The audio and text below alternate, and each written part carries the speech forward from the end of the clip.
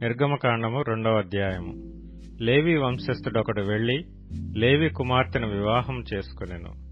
ఆ స్త్రీ గర్భవతి అయి కుమారుని కని వాడు సుందరుడై యుండుట చూచి 3 నెలలు వానిని దాచెను. తరువాత ఆమె వాని దాచలేక వాని కొరకు ఒక జమ్ము పెట్టె తీసుకొని దానికి జిగట మన్నును కీలును పూసి అందులో ఆ పిల్లవానిని పెట్టి ఏటి ఒడ్డున జమ్ములో దాన్ని ఉంచగా వానికేమి సంభవించునో తెలుసుకొనుటకు వాని అక్క దూరముగా నిలిచియుండెను. ఫరో కుమార్తె స్నానము చేయుటకు ఏటికి వచ్చెను. ఆమె పనికత్తెలు ఏటి ఒడ్డున నడుచుచుండగా ఆమె నాచులోని ఆ పెట్టెను చూచి తన పనికత్తెనొకతిని పంపి దాని తెప్పించి తెరచి ఆ పిల్లవాని చూచినప్పుడు ఆ పిల్లవాడు ఏడ్చుచుండగా చూచి వాని యందు కనికరించి వీడు హెబ్రీల పిల్లలలో నొకడెనెను. అప్పుడు వాని అక్క ఫరో కుమార్తెతో, నీ కొరకు ఈ పిల్లవాని పెంచుటకు నేను వెళ్లి హెబ్రీ స్త్రీలలో ఒక దాదిని పిలుచుకుని వత్తునా అనెను. అందుకు ఫరో కుమార్తె వెళ్ళుమని చెప్పగా ఆ చిన్నది వెళ్లి ఆ బిడ్డ తల్లిని పిలుచుకొని వచ్చెను. ఫరో కుమార్తె ఆమెతో, ఈ బిడ్డను తీసుకొని పోయి నా కొరకు వానికి పాలిచ్చి పెంచుము, నేను నీకు జీతమిచ్చేదనని చెప్పగా ఆ స్త్రీ ఆ బిడ్డను తీసుకొని పోయి పాలిచ్చి పెంచెను. ఆ బిడ్డ పెద్దవాడైన తరువాత ఆమె ఫరో కుమార్తె యొద్దకు అతని తీసుకొని వచ్చెను. అతడు ఆమెకు కుమారుడాయెను. ఆమె నీటిలో నుండి ఇతని తీసితినని చెప్పి అతనికి మోషే అని పేరు పెట్టెను. ఆ దినములలో మోషే పెద్దవాడై తన జనుల యొద్దకు పోయి వారి భారములను చూచెను. అప్పుడు అతడు తన జనులలో ఒక హెబ్రీయుని ఒక ఐగుప్తీయుడు కొట్టగా చూచెను. అతడు ఇటు అటు తిరిగి చూచి ఎవడనూ లేకపోగా ఆ ఐగుప్తీయుని చంపి ఇసుకలో వాని కప్పిపెట్టెను. మరునాడు అతడు బయట నడిచి వెళ్ళుచుండగా హెబ్రీయులైన మనుషులిద్దరూ పోట్లాడుచుండిరి. అప్పుడతడు అన్యాయం చేసిన వాని చూచి, నీవేళ నీ పొరుగువాని కొట్టుచున్నావని అడుగగా అతడు, మా మీద నిన్ను అధికారినిగాను తీర్పరినిగాను నియమించిన వాడెవడు? నీవు ఆ ఐగుప్తీయుని చంపినట్లు నన్నును చంపవలనని అనుకొనుచున్నావా అనెను. అందుకు మోషే నిశ్చయముగా ఈ సంగతి బయలుపడిననుకొని భయపడెను. ఫరో ఆ సంగతి విని మోషేను చంపచూచెను గాని మోషే ఫరో ఎదుటి నుండి పారిపోయి మిద్యాను దేశంలో నిలిచిపోయి ఒక బావి యొద్ద కూర్చుండెను. మిద్యాను యాజకునికి 7 కుమార్తెలుండిరి. వారు వచ్చి తమ తండ్రి మందకు పెట్టుటకు నీళ్లు చేది తొట్లను నింపుచుండగా మంద కాపరులు వచ్చి వారిని తోలివేసిరి. అప్పుడు మోషే లేచి వారికి సహాయం చేసి మందకు నీళ్లు పెట్టెను. వారు తమ తండ్రి అయిన రగూయేలు నొద్దకు వచ్చినప్పుడు అతడు, నేడు మీరింత త్వరగా ఎట్లు వచ్చితురనెను. అందుకు వారు, ఐగుప్తీయుడొకడు మంద కాపరుల చేతిలో నుండి మమ్మును తప్పించి వడిగా నీళ్లు చేది మన మందకు పెట్టెననగా అతడు తన కుమార్తెలతో, అతడెక్కడా? ఆ మనిషిని ఏల విడిచి వచ్చితిరి? భోజనమునకు అతన్ని పిలుచుకుని రండనెను. మోషే ఆ మనుష్యునితో నివసించుటకు సమ్మతించెను. అతడు తన కుమార్తె అయిన సిప్పోరాను మోషేకిచ్చెను. ఆమె ఒక కుమారుని కన్నినప్పుడు మోషే, నేను అన్యదేశంలో పరదేశినై ఇంటిననుకొని వానికి గెర్షోము అని పేరు పెట్టెను. అలాగున అనేక దినములు జరిగిన మీదట ఐగుప్తు రాజు చనిపోయెను. ఇశ్రాయేలీయులు తాము చేయుచున్న వెట్టి పనులను బట్టి నిట్టూర్పులు విడుచుచూ మొరపెట్టుచుండగా తమ వెట్టి పనులను బట్టి వారు పెట్టిన మొర దేవుని యొద్దకు చేరెను. కాగా దేవుడు వారి మూలుగును విని అబ్రాహాము, ఇస్సాకు, యాకోబులతో తాను చేసిన నిబంధనను జ్ఞాపకం చేసుకొనెను. దేవుడు ఇశ్రాయేలీయులను చూచెను. దేవుడు వారి యందు లక్ష్యముంచెను. నిర్గమకాండము 3వ అధ్యాయము.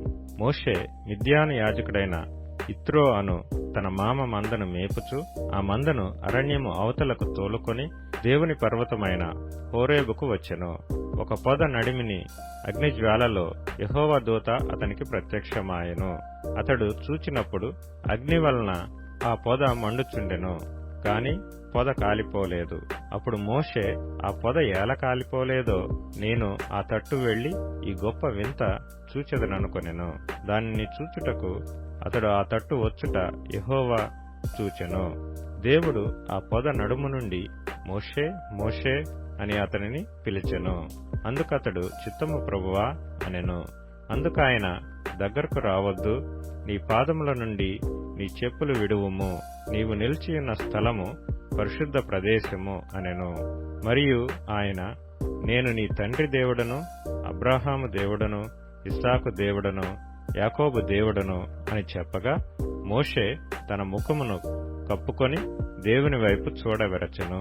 మరియు యెహోవా ఇట్లనెను, నేను ఐగుప్తులోనున్న నా ప్రజల బాధను నిశ్చయముగా చూచితిని. పనులలో తమ్మును కష్టపెట్టు వారిని బట్టి వారు పెట్టిన మొరను వింటిని. వారి దుఃఖములు నాకు తెలిసేయున్నవి. కాబట్టి ఐగుప్తీయుల చేతిలో నుండి వారిని విడిపించుటకును, ఆ దేశములో నుండి విశాలమైన మంచి దేశమునకు, అనగా కనానీయులకు, హిత్తీయులకు, అమోరీయులకు, పెరిజ్జీయులకు, హివ్వీయులకు, యెబూసీయులకు నివాసస్థానమై పాలుతేనెలు ప్రవహించు దేశమునకు వారిని నడిపించుటకును దిగి వచ్చియున్నాను. ఇశ్రాయేలీల మొర నిజముగా నా యొద్దకు చేరినది. ఐగుప్తీయులు వారిని పెట్టుచున్న హింస చూచితిని. కాగా రమ్ము, నిన్ను ఫరో యొద్దకు పంపెదను. ఇశ్రాయేలీలైన నా ప్రజలను నీవు ఐగుప్తులో నుండి తోడుకొని పోవాలనెను. అందుకు మోషే, నేను ఫరో యొద్దకు వెళ్ళుటకును, ఇశ్రాయేలీలను ఐగుప్తులో నుండి తోడుకొని పోవుటకును ఎంతటి వాడనని దేవునితో అనగా, ఆయన, నిశ్చయముగా నేను నీకు తోడైయుందును, నేను నిన్ను పంపితిననుటకు ఇది నీకు సూచన. నీవు ఆ ప్రజలను ఐగుప్తులో నుండి తోడుకొని వచ్చిన తరువాత మీరు ఈ పర్వతము మీద దేవుని సేవించెదరనెను. మోషే, చిత్తగించుము, నేను ఇశ్రాయేలీల యొద్దకు వెళ్లి వారిని చూచి, మీ పితరుల దేవుడు మీ యొద్దకు నన్ను పంపెనని వారితో చెప్పగా, వారు ఆయన పేరేమి అని అడిగిన ఎడల వారితో నేనేమి చెప్పవలనని దేవునిని అడిగెను. అందుకు దేవుడు, నేను ఉన్నవాడను అనువాడనై ఉన్నానని మోషేతో చెప్పెను. మరియు ఆయన, ఉండుననువాడు మీ యొద్దకు నన్ను పంపెనని నీవు ఇశ్రాయేలీలతో చెప్పవలనెను. మరియు దేవుడు మోషేతో నిట్లనెను, మీ పితరుల దేవుడైన యెహోవా, అనగా అబ్రాహాము దేవుడు, ఇస్సాకు దేవుడు, యాకోబు దేవుడు నైన యెహోవా మీ యొద్దకు నన్ను పంపెనని నీవు ఇశ్రాయేలీలతో చెప్పవలెను. నిరంతరము నా నామము ఇదే, తరతరములకు ఇది నా జ్ఞాపకార్థ నామము. నీవు వెళ్లి ఇశ్రాయేలీల పెద్దలను పోగు చేసి, మీ పితరుల దేవుడైన యెహోవా, అనగా అబ్రాహాము, ఇస్సాకు, యాకోబుల దేవుడు నాకు ప్రత్యక్షమై ఇట్లనెను, నేను మిమ్మును ఐగుప్తులో మీకు సంభవించిన దానిని నిశ్చయముగా చూచితిని. ఐగుప్తు బాధలో నుండి పాలుతేనెలు ప్రవహించు దేశమునకు, అనగా కనానీయులు, హిత్తీయులు, అమోరీయులు, పెరిజ్జీయులు, హివ్వీయులు, యెబూసీయులున్న దేశమునకు మిమ్ము రప్పించదనని సెలవిచ్చితనని వారితో చెప్పుము. వారు నీ మాట విందురు గనుక నీవును ఇశ్రాయేలీల పెద్దలను ఐగుప్తు రాజు నొద్దకు వెళ్లి అతని చూచి, హెబ్రీయుల దేవుడైన యెహోవా మాకు ప్రత్యక్షమాయెను కనుక మేము అరణ్యమునకు 3 దినముల ప్రయాణమంత దూరము పోయి మా దేవుడైన యెహోవాకు బలిని సమర్పించుదుము సెలవిమ్మని అతనితో చెప్పవలెను. ఐగుప్తురాజు మహాబలముతో మీ మీదకు వచ్చి మిమ్ము పోనీయడని నేనెరుగుదును. కాని నేను నా చెయ్యి చాపి ఐగుప్తు మధ్యమున నేను చేయదలిచియున్న నా అద్భుతములన్నిటినీ చూపి దాని పాడు చేసేదను. అటు తరువాత అతడు మేము పంపివేయును. మరియు నేను ఈ జనుల ఎడల ఐగుప్తీయులకు కటాక్షము కలుగు చేసేదను గనుక మీరు వెళ్ళునప్పుడు వట్టి చేతులతో వెళ్లరు. ప్రతి స్త్రీయు తన పొరుగు దానిని తన ఇంట నుండి దానిని వెండి నగలను, బంగారు నగలను, వస్త్రములను ఇమ్మని అడిగి తీసుకొని మీరు వాటిని మీ కుమారులకును మీ కుమార్తెలకును ధరింపచేసి ఐగుప్తీయులను దోచుకొందురనెను. నిర్గమకాండము 4వ అధ్యాయము. అందుకు మోషే, చిత్తగించుము, వారు నన్ను నమ్మరు, నా మాట వినరు, యెహోవా నీకు ప్రత్యక్షము కాలేదందరు అని ఉత్తరమియ్యగా, యెహోవా, నీ చేతిలోనిది ఏమిటి అని అతనిని అడిగాను. అందుకతడు కర్ర అనెను. అప్పుడాయన నేలను దాని పడవేయమనెను. అతడు దాన్ని నేల పడవేయగానే అది పామాయెను. అప్పుడు యెహోవా, నీ చెయ్యి చాపి దాని తోక పట్టుకొనమనగా అతడు తన చెయ్యి చాపి దాని పట్టుకొనగానే అది అతని చేతిలో కర్ర ఆయెను. ఆయన దాని చేత వారు తమ పితరుల దేవుడైన యెహోవా అనగా అబ్రాహాము దేవుడు, ఇస్సాకు దేవుడు, యాకోబు దేవుడు నీకు ప్రత్యక్షమాయనని నమ్ముదురనెను. మరియు యెహోవా, నీ చెయ్యి నీ రొమ్మున ఉంచుకొనమనగా అతడు తన చెయ్యి రొమ్మున ఉంచుకొని దాని వెలుపలికి తీసినప్పుడు ఆ చెయ్యి కుష్ఠము గలదై హిమము వలె తెల్లగా ఆయెను. తర్వాత ఆయన, నీ చెయ్యి మరలా నీ రొమ్మున ఉంచుకొనమనగా అతడు తన చెయ్యి మరలా తన రొమ్మున ఉంచుకొని తన రొమ్ము నుండి వెలుపలికి తీసినప్పుడు అది అతని మిగిలిన శరీరం వలె ఆయెను. మరియు ఆయన, వారు నిన్ను నమ్మక మొదటి సూచనను బట్టి వినకపోయిన ఎడల రెండవ దాన్ని బట్టి విందురు. వారు ఈ 2 సూచనలను బట్టి నమ్మక నీ మాట వినకపోయిన ఎడల నీవు కొంచెం ఏటి నీళ్లు తీసి ఎండిన నేల మీద పోయవలను. అప్పుడు నీవు ఏటిలో నుండి తీసిన నీళ్లు పొడి నేల మీద రక్తమగునెను. అందుకు మోషే, ప్రభువా, ఇంతకు మునుపైనను నీవు నీ దాసునితో మాట్లాడినప్పటి నుండి అయినను నేను మాట నేర్పరిని కాను. నేను నోటి మాంద్యము నాలుక మాంద్యము గలవాడనని యెహోవాతో చెప్పగా, యెహోవా, మానవునకు నోరిచ్చినవాడు ఎవడు? మూగవానినే గాని, చెవిటివానినే గాని, దృష్టి గలవానినే గాని, గ్రుడ్డివానినే గాని పుట్టించినవాడెవడు?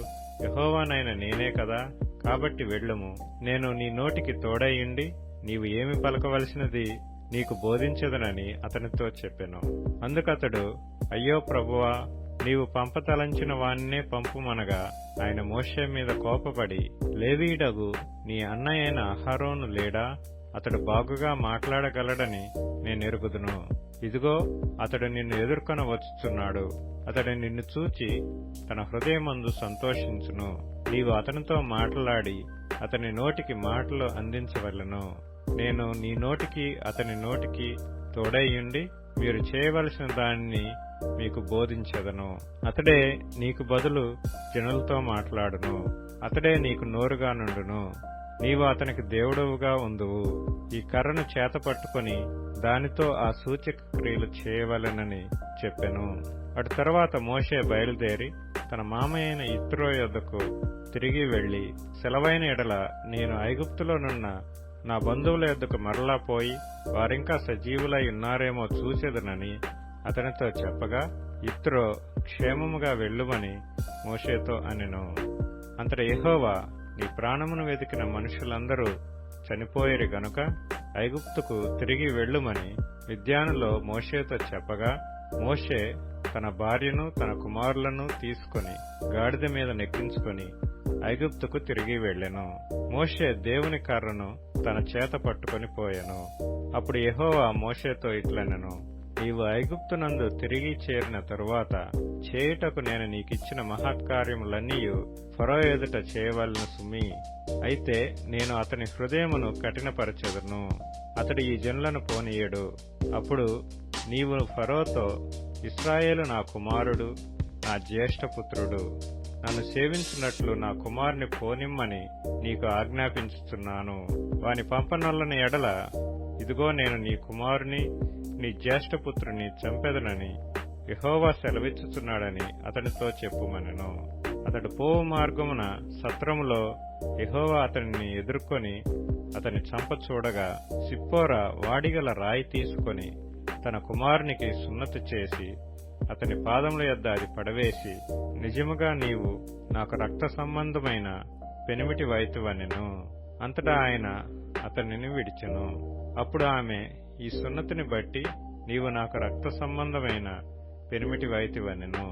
మరియు యెహోవా మోషేను ఎదుర్కొనుటకు అరణ్యములోనికి వెళ్ళుమని అహరోనుతో చెప్పగా, అతడు వెళ్లి దేవుని పర్వతమందు అతన్ని కలుసుకొని అతని ముద్దు పెట్టుకొనెను.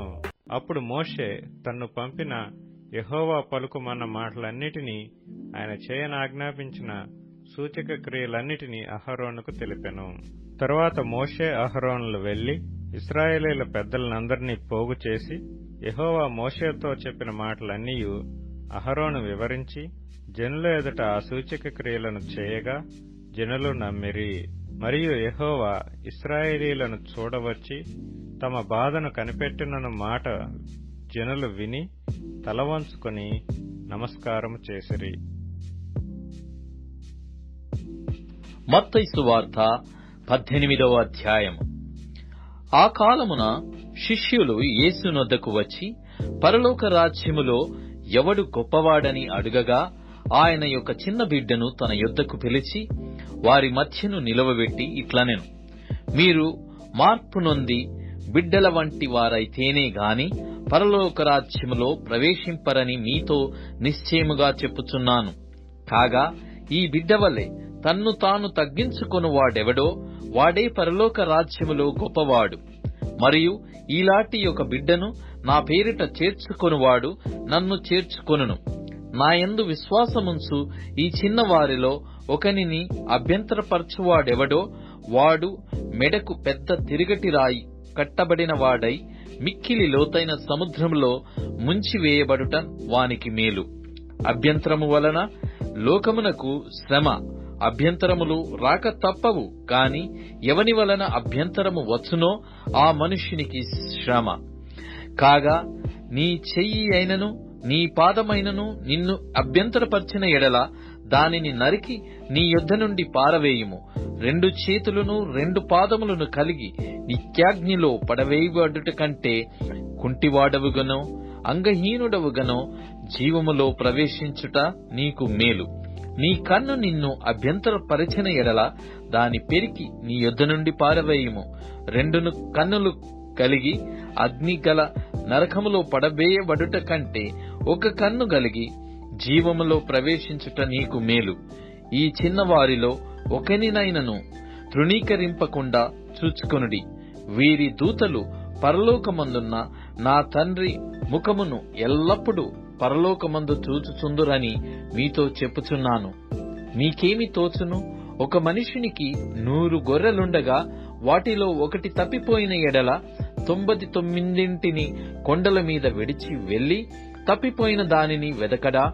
వాడు దాని కనుగొనిన ఎడల 99 గొర్రెలను గూర్చి సంతోషించునంతకంటే దానిని గూర్చి ఎక్కువగా సంతోషించునని మీతో నిశ్చయముగా చెప్పుచున్నాను. అలాగునని ఈ చిన్నవారిలో ఒకడైనను నశించుట పరలోకమందున్న మీ తండ్రి చిత్తము కాదు.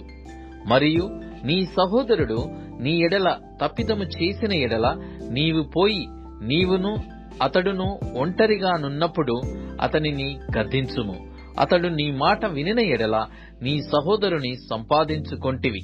అతడు వినని ఎడల 2, 3 సాక్షుల నోట ప్రతి మాట స్థిరపరచబడినట్లు నీవు ఒకరినిద్దరిని వెంటబెట్టుకొని అతని యొద్దకు పొమ్ము. అతడు వారి మాటయు వినని ఎడల ఆ సంగతి సంఘమునకు తెలియజెప్పుము. అతడు సంఘపు మాటయు వినని ఎడల అతనిని నీకు అన్యునిగా సుంకరిగాను ఎంచుకొనుము. భూమి మీద మీరు వేటిని బంధింతురో అవి పరలోకమందును బంధింపబడును. భూమి మీద మీరు వేటిని విప్పుదురో అవి పరలోకమందును విప్పబడునని మీతో నిశ్చయంగా చెప్పుచున్నాను. మరియు మీలో 2 తాము వేడుకొను దేనిని గూర్చి అయినను భూమి మీద ఏకీభవించిన ఎడల అది పరలోకమందున్న నా తండ్రి వలన వారికి దొరుకునని మీతో చెప్పుచున్నాను. ఏలయనగా 2, 3 నా నామమున ఎక్కడ కూడియుందురో అక్కడ నేను వారి మధ్యను ఉందునని చెప్పెను. ఆ సమయమున పేతురు ఆయన యొద్దకు వచ్చి, ప్రభువా, నా సహోదరుడు నా ఎడల తప్పిదము చేసిన ఎడల నేనెన్ని మారులు అతని క్షమింపవలెను? 7 మారుల మట్టుకా అని అడిగెను. అందుకు యేసు అతనితో ఇట్లనెను, 7 మారుల మట్టుకే కాదు, 77 మారుల మట్టుకని నీతో చెప్పుచున్నాను. కావున పరలోక రాజ్యము తన దాసుల యొద్ద లెక్క చూచుకొనగోరిన ఒక యజమాను పోలియున్నది. అతడు లెక్క చూచుకొన మొదలు పెట్టినప్పుడు అతనికి 10,000 తలాంతులు అచ్చియున్న ఒకడు అతని యొద్దకు తేబడెను. అప్పు తీర్చుటకు వాని యొద్ద ఏమీయూ లేనందున వాని యజమానుడు వానిని, వాని భార్యను, పిల్లలను, వానికి కలిగినది యావత్తును అమ్మి అప్పు తీర్చవలెనని ఆజ్ఞాపించెను. కాబట్టి ఆ దాసుడు అతని ఎదుట సాగిలపడి మ్రొక్కి, నా ఎడల ఓర్చుకొనుము, నీకు అంతయు చెల్లింతునని చెప్పగా, ఆ దాసుని యజమానుడు కనికరపడి వానిని విడిచిపెట్టి వాని అప్పు క్షమించెను.